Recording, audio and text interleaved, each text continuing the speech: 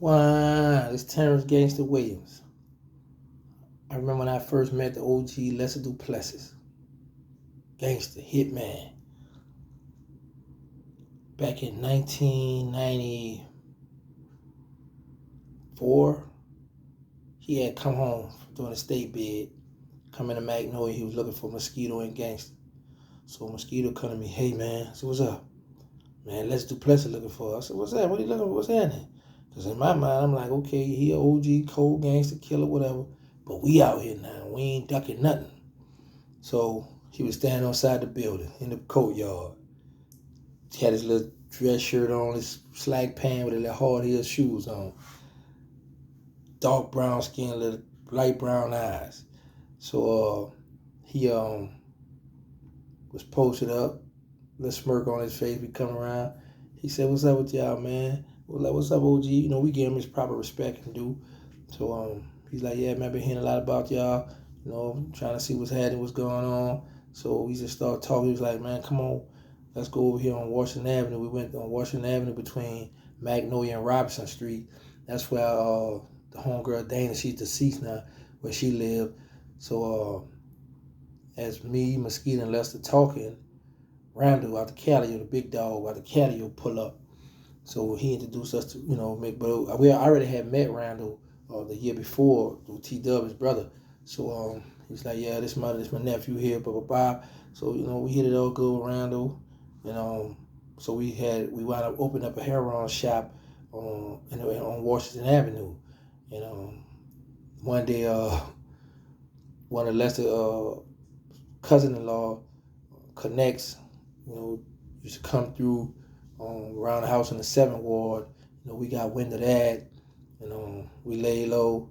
He pull up, got him for 5 bricks, 2 bricks of that heroin, and shot was open in that Magnolia. From there, it was up. It was on and popping then. So you got 4 killers, all of us. I'm the youngest one, but we all in that know you're getting money. We had to hit the cousin-in-law or connect. I think the cousin-in-law knew about it, but he was scared of Lester, so he wouldn't bring it up. I was happy, so I didn't have to worry about none of the consequences or repercussions behind that. But we had opened up the shop and was getting money. And right after that, I had wound up going to doing my state bid. But in the midst of me doing my state bid, Lester, Randall, Mosquito, they was holding it down. And then a hit came about. This hit came about because somebody had went in Lester's cousin-in-law's house.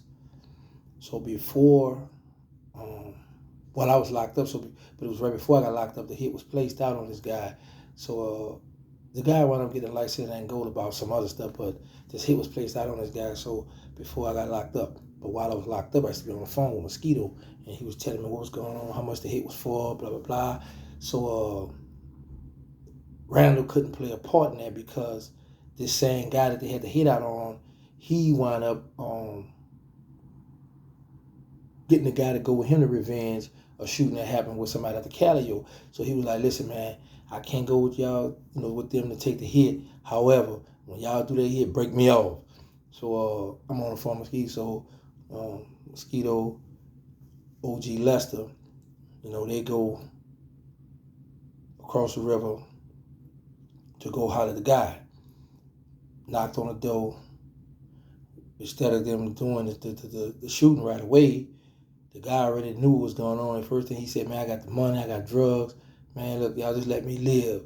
So he let him in, gave him the money, gave him drugs, and they still put him to sleep.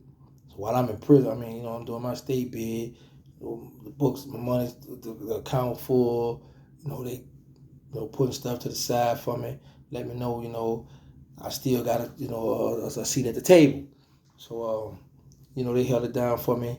And when I came back, before I could make it home, OG Lester Duplessis went on another lake downtown. And while he was on the lake downtown, him and another one of the homies, that kind of went sideways and somebody got hit. Something happened, but I was in jail for that. And while I was in jail, this other guy that's locked up now in the Fed with a life sentence, he put a hit out on Lester Duplessis because he was scared that Lester Duplessis was going to kill him because he had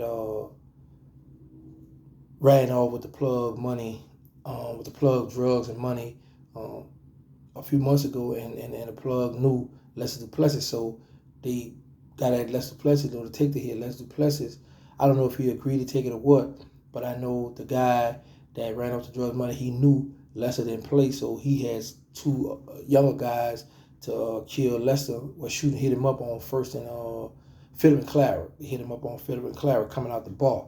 There was a bar right on the corner of Philip and Clara, so they called the OG coming out the bar and hit him up while he was in the hospital. I had got a chance to speak with him.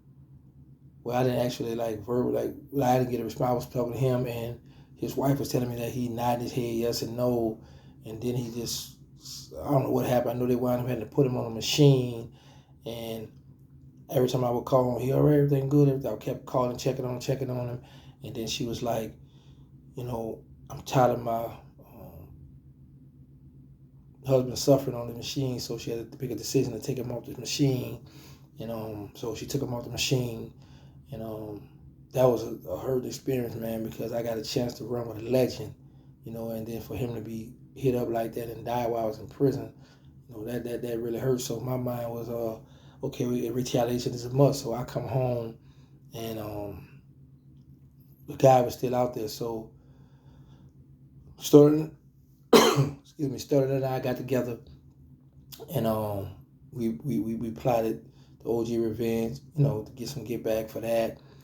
But every time we come around and spin the bin, boy, the guy, he kept a bunch of shooters around him, some of our childhood friends, so it was kind of confusing, man, do we just go head first at the old boy, and we got to worry about these boys, because he feeding them, and you know how your homies be, we grew up together, we cool, but that's who feed me right now, so my loyalty over here, I understand we childhood friends, but that go out the window when it comes down to this money. So now we got to, be calculated. We got to make sure we got all our steps covered, because when we jump out, get to working, we got to make sure, because he had shooters all around, we got to see who's who, where the weak spot at, what's going on.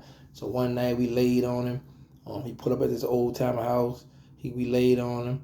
It's like he must have felt like we was out. Some boy stayed there all night. He didn't even come out. So we got tired and we left. So that was the last time we had seen him. Then they wound up catching a federal case. He wound up getting a life sentence in the feds. So now this guy, he got a life sentence in the feds. So we was never able to go, catch up with that guy.